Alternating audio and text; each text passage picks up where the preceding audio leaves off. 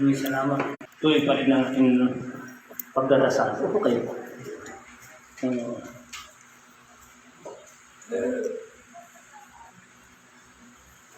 Ngayon, tinatanong ko po naman, wala nga yung mensahe.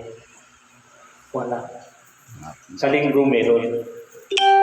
Dito sa akin, yung mensahe sa taas, kung ano ang mensahe, yun ang pinapaliwanag ko sa kanila. Dahil sa akin, wala akong pinag-aralan. Bata pa ako ay naglilingkod ako sa Diyos. Dito, ang lahat ng bagay ng mga mensahe galing sa taas, pinasa sa akin, pinaliwanag ko sa mga tao. So lahat yan, hindi galing sa akin, galing sa Diyos, kod Jesus. Dahil sila ang naglilingkod ako lagi sa Kanya, at lahat ng kagustuhan niya ginagawa ko. Dahil lahat tayo ay patungo sa Kanya, sa pangalan ni Jesus. Amen.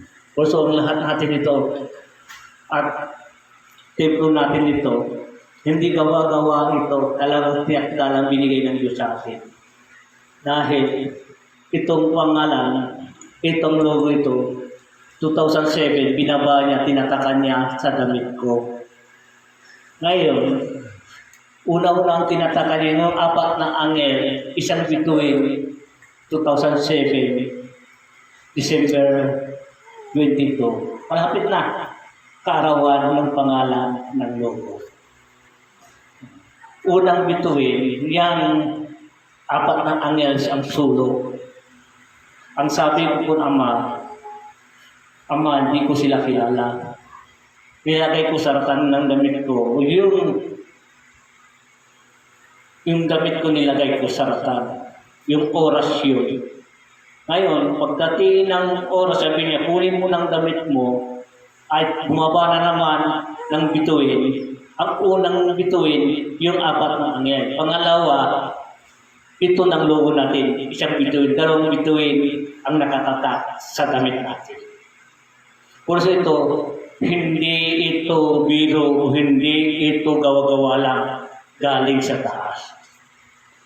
Tapos, ang pangalan ng templo natin sa Manawag, sa ulap din, pinasulat ko sa aking kasamahan, Edna, Ina, sabi ko, sulat mo ang binulong sa akin ng Diyos.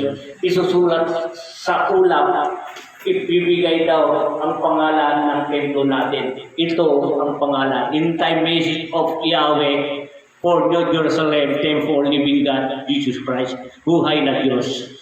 So, lahat tayo dito, lahat ang kagamitan ko dito galing sa Diyos. Bato, baston, basbas, paliwanag.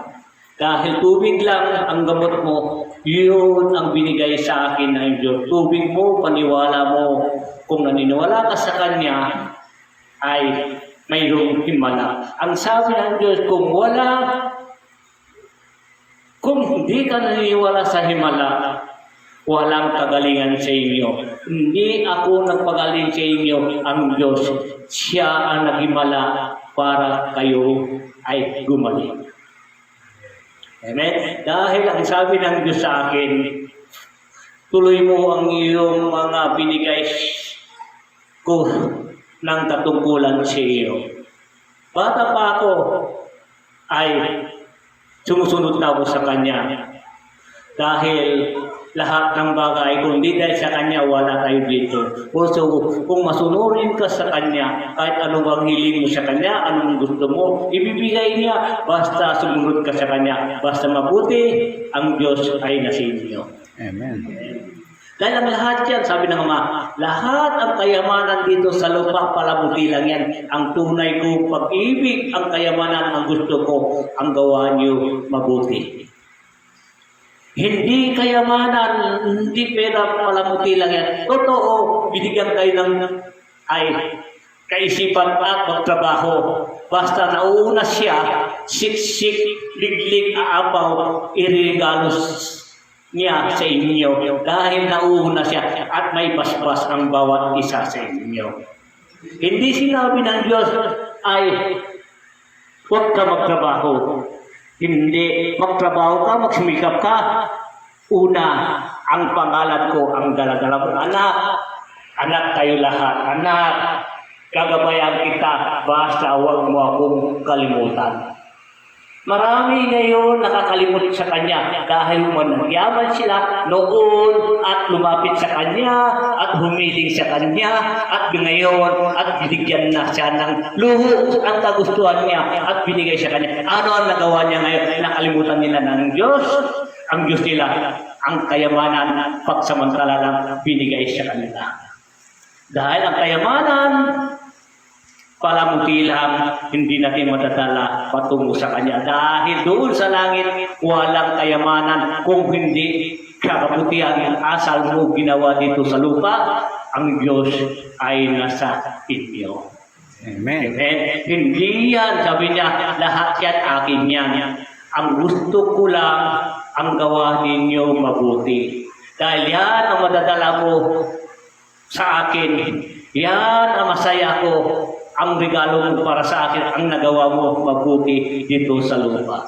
Hindi tayo makakatago sa Kanya. Aharap tayo sa Kanya. Sabi niya, anak, ano ba nagawa mo dito sa lupa? Ilang taon ka na dito sa lupa? Ano ba nagawa mo makakabuti, lugod-lugod para sa akin? Ano ba ang sagot niyo doon? Kung ano man ang nagawa ninyo, sabihin niyo ang katotohanan. Baka siya rin ang magliligtas sa inyo, ang katotohanan, ang siyang kayamanan ng Diyos. Amen? Dahil lahat tayo, lagi tandaan natin, pagsamantala lang tayo dito sa lupa. Hindi tayo, pambira na, 200 years, 100 years. Alanganin na dahil chemical na ang kinakain natin lahat. Dahil gawa ng tao lahat. Gusto biglang magpayaman, ayaw nila, ayaw maghintay. Purisyo ang kinakain natin lahat dito, chemical. Kung sumadali ang buhay natin, marami tayong kakasakit dahil gawa ng tao niya. Tama ba? Hindi. Tama po. Purisyo, di natin alam kung ano talaga para sa atin. Dahil tayo rin ang mag-uusig, tayo rin ang magliligtas sa ating sarili dahil ang Diyos ay laging nagmamatyak lagi sa atin. Amen? So sabi ng mga anak, gawin nyo lang ang dapat gawin. Dito sa atin ay freedom lahat. Walang reliyon dito. Basta sa pangalan ni Jesus, ang inyong dala, pamilya tayo. Dahil isang tagaligtas natin, isa ang patutunguhan natin, pag-ibig. Huwag natin sabihin, tayo ang ligtas, kami ang ligtas. Walang magliligtas sa inyo kung di tayo haharap sa Diyos. Diyos din ang maghaharap sa Kanya. Siya ang magsasabi kung totoo ka ba o hindi, kung sa akin ka ba o hindi. Siya ang bahala kung saan tayo itatapon niya. Sa pagkahanan niya, sa tahanan sa ilalim, depende na kung anong nagawa natin, mabuti ang masama. Sa pangalan ni Jesus, dakilang Ama ang tagaligtas natin. Yun lang naman ang sasabihin ng Ama, kunting bagay ang kanyang binaba ang mensahe. Mga anak, maraming salamat. Isipin ninyo lagi, naggagabay ako sa inyo, minamatyagan ko kayo sa pangalan ni Jesus. Amen. Ito po ang paspas ni Jesus. Ito, magandang hapon po sa mga nanonood. Para sa snap sa